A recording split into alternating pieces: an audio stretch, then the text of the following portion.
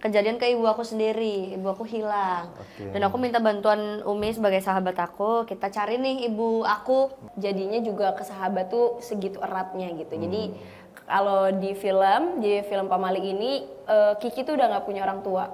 Aku mandi terus aku keluar disiram lagi, terus aku mandi lagi disiram lagi. Itu bener-bener 12 jam aku harus basah. Dan aku sampai kayak bengong, aku kayak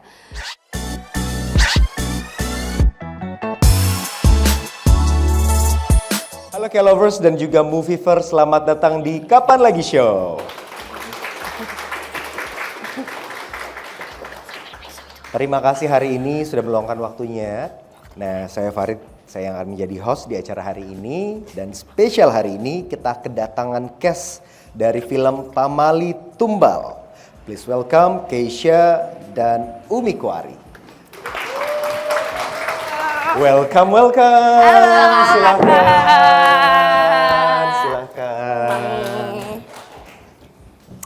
Halo, apa kabarnya nih? Baik, alhamdulillah. ini kok serius banget ya? Ya mungkin kayak mana caranya? Ayo. Santai aja ya. Yes, jadi semiliar teman-teman kita di studio ini adalah Movievers. Udah tau belum, Umi sama Keisha, Movievers itu apa? Apa itu? Jadi ini adalah komunitas pencinta filmnya kapanlagi.com. Viva. Boleh disapa-sapa dulu? Makasih ya, keren. Oke, nah hari ini kita santai aja, kita ngobrol-ngobrol soal filmnya.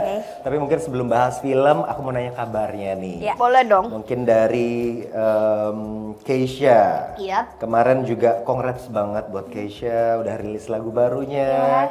Gimana lagu barunya sama buat fans-fansnya Keisha pada happy nggak denger lagunya? Waduh, happy banget kamu. Happy ya? Happy banget. Responnya oke ya? Responnya oke banget, dan kita tuh syuting di gunung. Jadi emang effort banget aku dan Universal dan tim, terus hasilnya juga sangat memuaskan. Oh, nice. Nah, kalau misalnya Keisha rilis single, Umi kan terus merayakan single eranya ya Umi ya. Tapi Ih bagus banget, itu boleh nggak bridgingannya kayak di bagus plotin dulu, iya. tiap acara kayak gitu, aku suka banget dengernya. sih. Tapi dengar-dengar ada yang nge-like postingan dan story-nya happy banget. Itu internal ya. Internal ya, Kamu baik. Ada tapi aku bisa tunjukin orangnya. Coba gimana mungkin bisa diceritakan lagi House Life So Far gitu ya. Apa single era? Iya, single Aku- eranya House Life So Far gitu. Happy banget pas single era. Yakin masih single? Single banget. Dia kan dah. Jawab. Wah, ada apa nih Seru, teman-teman seru. Movievers? Seru banget karena abis di hubungan yang lama banget, terus sekarang single, terus jadi fokus ke diri sendiri. Mungkin kemarin banyak hal yang jadi fokusnya ke orang lain juga. Sekarang lebih ke fokus ke diri sendiri. Apa yang aku mau, apa yang aku butuhin, jadinya nyari sendiri. I see, nice. Jangan lupa dibales likes-nya juga nanti ya. Bagus Kak. Aku apresiasi. Kalau itu sih aku juga nungguin DM-nya.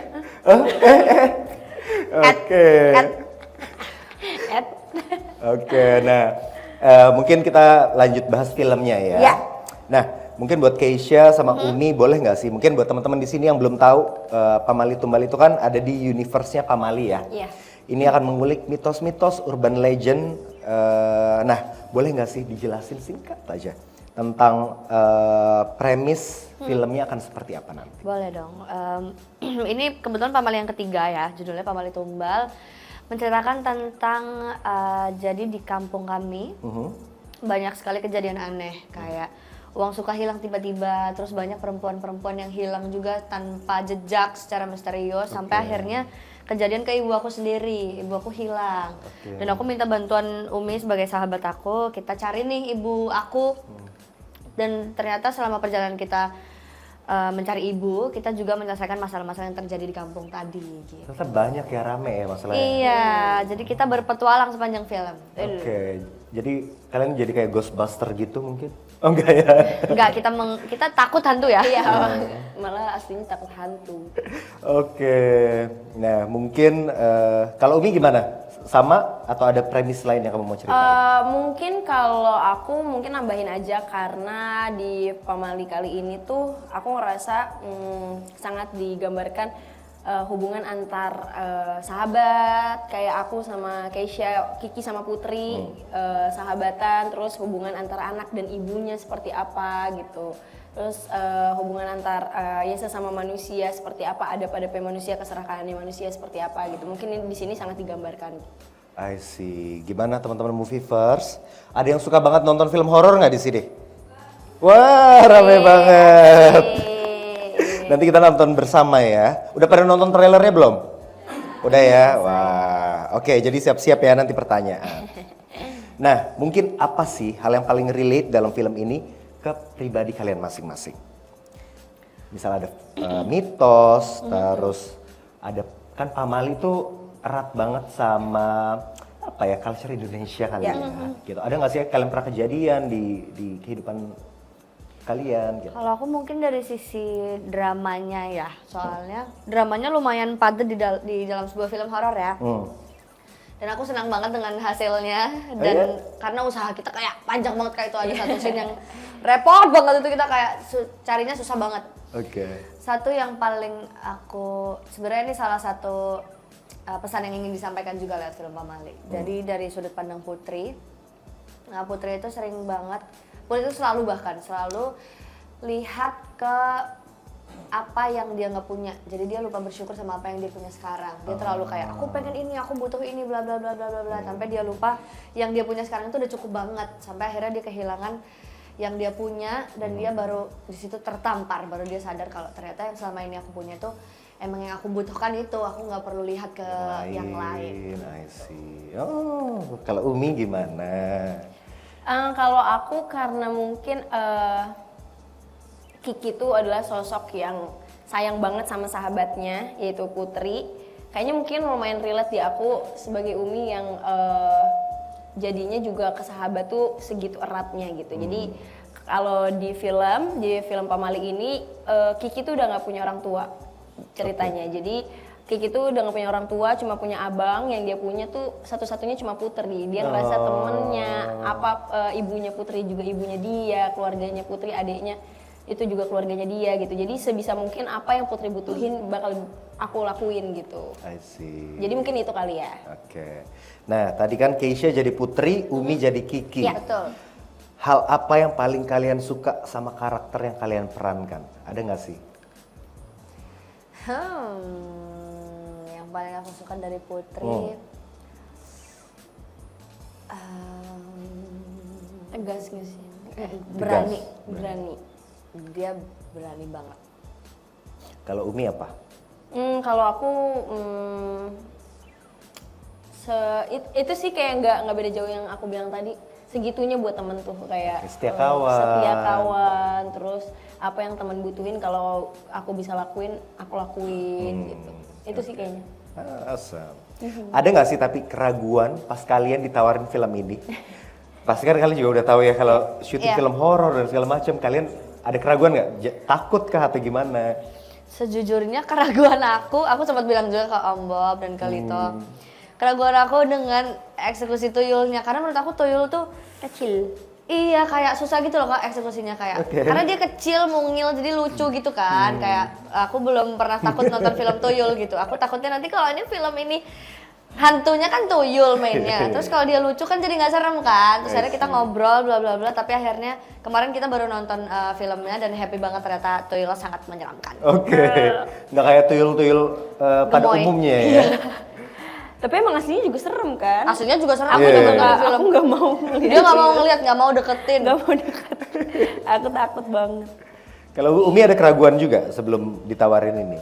Keraguan, iya karena kan aku lahir dari lawak kan, dari ya maksudnya seni perannya di lawak, menghibur gitu, terus dapat ini yang mungkin lumayan banyak dramanya. kesulitannya juga mungkin dan tantangannya kayak apakah bisa ya gitu, apakah nyampe juga ke penonton, apakah nyampe juga ke Putri gitu. Makanya sebenarnya bonding aku sama Keisha juga lumayan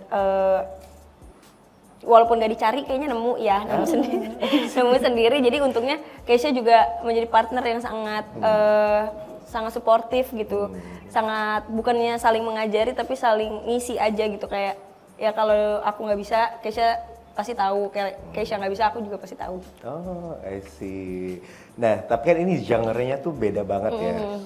Di scene-scene-nya ada komedi-komedi ala kamu juga nggak sih nanti? Nonton aja gitu. Oh, nonton aja, boleh ya. Teman-teman Movievers, kita lihat Umi Kepo main kan? film horor sama Keisha. Nonton. Nah, lokasi syutingnya di mana aja boleh tahu nggak? Mana yang paling bikin kalian ngerasa merinding banget? Ada nggak? Kita kemarin syuting di Bandung sebulan, yang paling serem setnya kayaknya pabrik ya. Aku sih pabrik sama rumah ya. Pabrik itu sih Kak, pabrik. Soalnya kita emang di latar ceritanya tuh kita berpetualang ke Di pabrik. pabrik yang terbengkalai gitu loh. Nah, kebetulan bener-bener terbengkalai. setnya juga beneran terbengkalai pabriknya. Jadi Oh, pabrik oke. obat ya. Pabrik obat. Pabrik Pabrik obat, jadi obat. yang udah kayak ngap banget, terus bau obat gitu kan. Jadi kayak nggak bisa banget nafas kita ya. Iya. Begitu kita cut, kita langsung keluar buat nafas karena ngap banget. Pengap. Jadi setnya tuh nggak yang di set dibuat-buat gitu, tapi emang set yang udah jadi dari pabriknya. Bener-bener Iya. yang dipilih yang Iya. bener-bener horor Betul, banget ya. iya. Wah, oke, boleh tepuk tangannya dong teman-teman Movievers. Ini pasti syutingnya nggak mudah banget. Itu juga di pabrik terbengkalai. Waduh. Nah, kalau dengar-dengar aktor dan artis yang datang, mereka bilang syuting film horor itu melelahkan. Nah, di film ini kayak gitu juga nggak sih? Kayak mungkin settingannya horor, pas syutingnya gimana? Apakah lelah atau ada pengalaman serem di reel yang bukan pas syuting gitu? Gak tau lah apa sih? Boleh diceritain Gue ya? tahu doang emang kok ngapain. Iya, menyenangkan banget sih Kak. Maksudnya terlepas dari genrenya film horor dan kita syutingnya pagi, malam gitu. Tapi selama proses syuting sangat Bercanda aja kan, bercanda iya, terus. sangat syutingnya. menyenangkan. Kita bercanda mulu, apalagi ketambahan Kak Fajar juga kan. Jadi kayak rame banget tiap malam tuh, kayak rame banget Kak. Aku kayak ini syuting apa sih kita nih? Soalnya beneran happy banget. Tapi begitu ntar di set kita langsung switch gitu.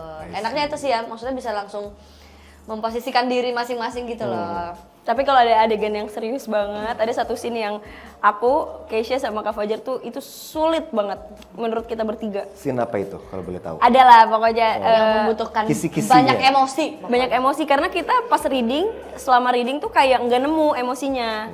Kayak kok nggak pas ya Om Bob tuh sebagai sutradara. Woi, syuting nih. Musik banget. terus kita pas itu juga kita profesional karena kita benar-benar masing-masing sendiri-sendiri buat ngegali emosinya.